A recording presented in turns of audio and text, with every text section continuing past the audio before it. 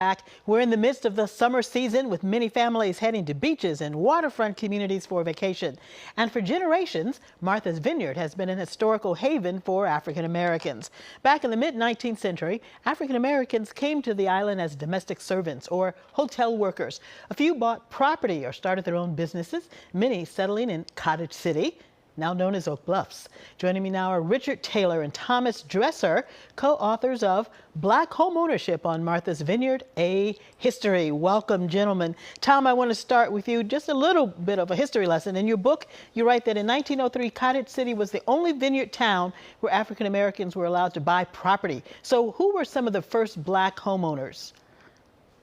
One of the first was Reverend William Jackson, who fought in the Civil War and was able to buy property on the vineyard in the campground.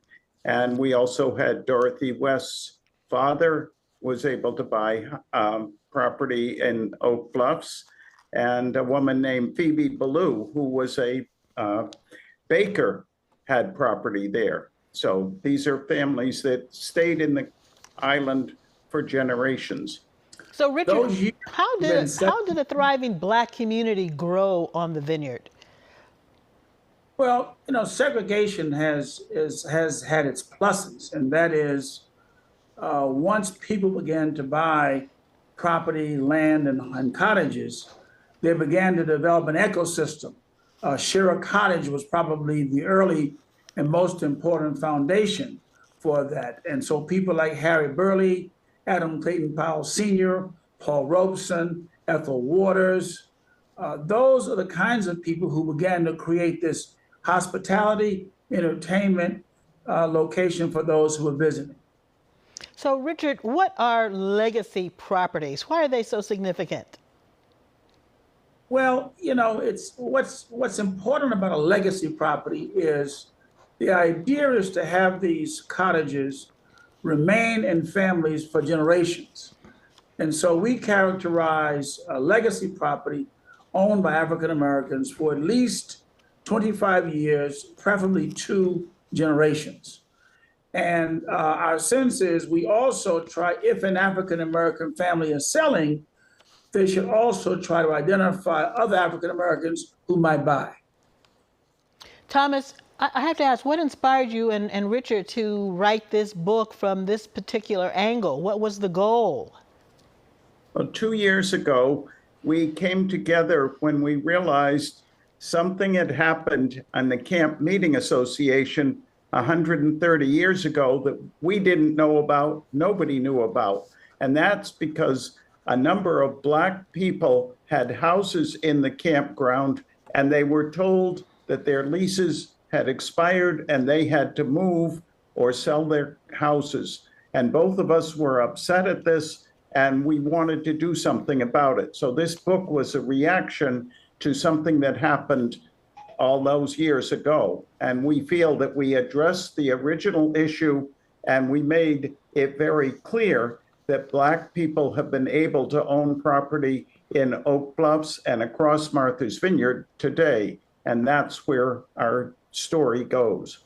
And Richard, if you would, tie this back into the role that property plays in the history of voting rights. Well, in addition to what Tom said, the other issue that pushed us to the pen was the amazing institutionalized discrimination between racial ordinances, racial covenants, eminent domain, and land use planning on the mainland. And so we were concerned that if there was such discrimination on the mainland of America, why did it not happen here? But voting has always been tied to property. James Madison talked about it. All the founders talked about it. Whether you could read, write, add, or work. If you had property, you had voting rights. And so land is a very key component of the American democracy. If I can buy property wherever I want to buy property, then I will get how various services like schools, libraries, police, fire, and so forth. So land is the root of all democracy in this country. Richard, if you would, talk very briefly about comparison between Martha's Vineyard and other Black beach communities like Idlewild, Sag Harbor, Highland Beach, Virginia Beach, et cetera. Well, Idlewild was in Michigan, and over 1,000 acres that was developed for African Americans to come, and it was an amazing place prior to integration. Integration came, and people had chances to move all over and attend other resorts. It's deteriorated significantly. Sag Harbor, however, has maintained its presence, but there is a dwindling and an attack on ownership. A lot of venture capital firms are coming in, buying property, knocking them down, and building these large mansions. The thing about the vineyard, however, is it's not a regional or local market. It's a national market.